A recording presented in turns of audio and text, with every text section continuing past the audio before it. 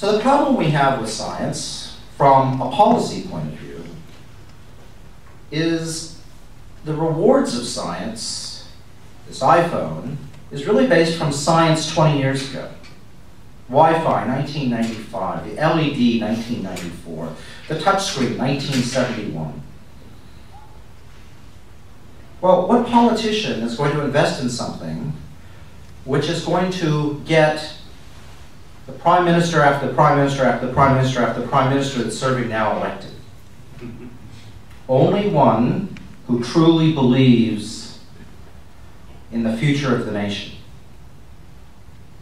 I like to think of investment in science like investment in superannuation. Under Keating, we started making people put away 9% of their income to superannuation.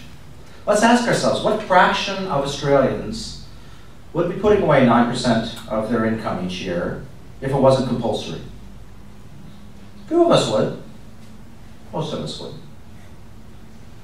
And where does that leave us? Well, if there was no pension, it would leave us in a very bad state indeed.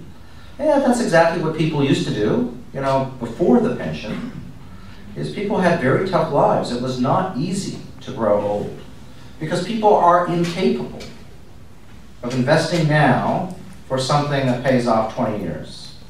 It requires vision. We have the vision to make people put away for their super because it's for the best thing of the nation. So investing in research, a couple percent, it seems to be about the right amount, 2 to 3%. We're about 2% falling right now of the entire nation's wealth. 0.56% of the nation's gross domestic product, the government, 0.56% of government spending now has gone into research this year. That's the lowest since 1976. So we probably are underinvested. One of the things, though, it's not a matter of just spending money. You have to invest sensibly. And you have to invest in a way that involves business. Why? Because for every dollar invested by the government, business is going to invest $2. And that 2-to-1 ratio is true in Israel, that invests 5% of GDP, or Australia, which does less than 2% now, and every country in between. So one of the things I've been thinking about is, how does Australia